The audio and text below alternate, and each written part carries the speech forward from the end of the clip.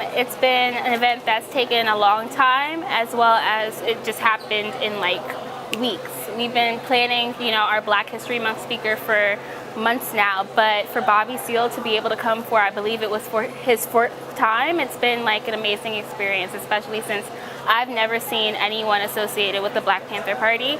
See, the distortion is that we were a bunch of hoodlums and thugs.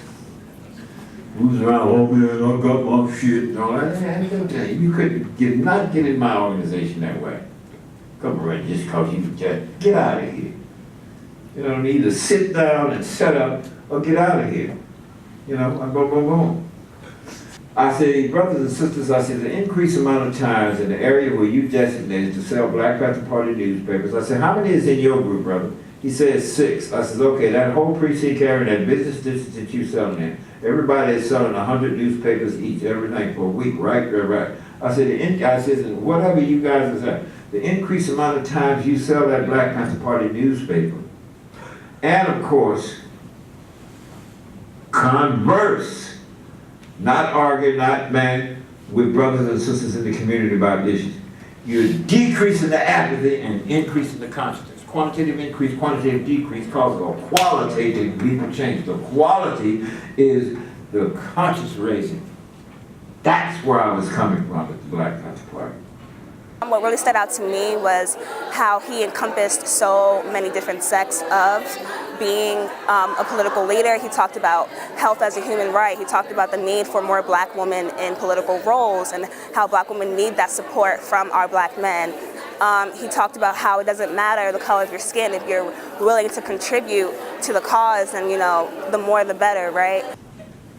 The Declaration of Independence of the United States of America, that's the founding documentation of this country, says when in the course of human events it becomes necessary for any one people to dissolve the political bondage which are connected with another, and to assume among the powers of the earth the separate and equal stations in which the laws of nature. It sounds boring that way, right? Well, if you do it like John Wayne would do it, when in the course of human events it becomes necessary. You know what I mean? Or Dr. Martin Luther King would say, when in the course of human events it becomes necessary. I mean, bro, you have to read that real closely.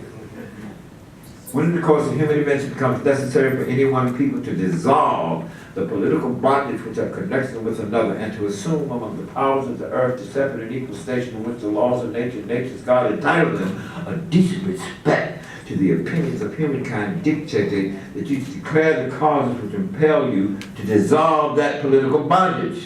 And in the latter part of the second paragraph it says, when a long train of abuses and usurpations pursues and invariably evinces a design to reduce a people under absolute despotism, then it is the right of the people to alter or change their government and provide new guards for their future security and happiness.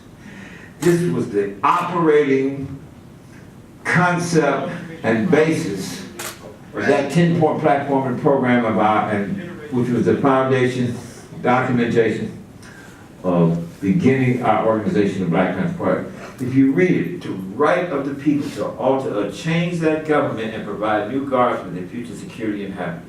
And so I think to get a different voice on campus like Bobby Seale or somebody from the Black Panthers that practice politics in a different way and rethinking that idea of what a politician is and what it means to be radical and what it means to be a revolutionary, I think is really important, but also just to get a general and accurate history of the people who participated in the Black Power movement, specifically the Black Panthers, with all the things that are out there now that are false or just not true or set the Black Panther Party to be some type of terrorist. I think it's important to get the story straight and for people to understand where people are coming from.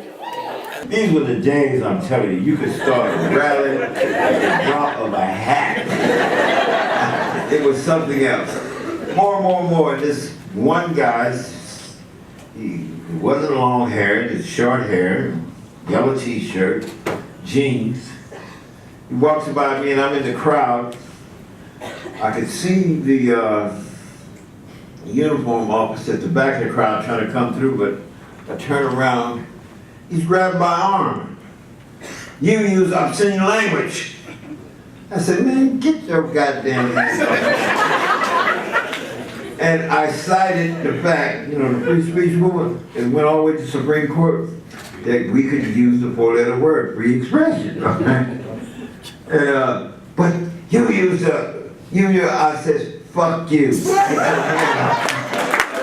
I think Bobby Seale represents, I mean, he said it himself, right?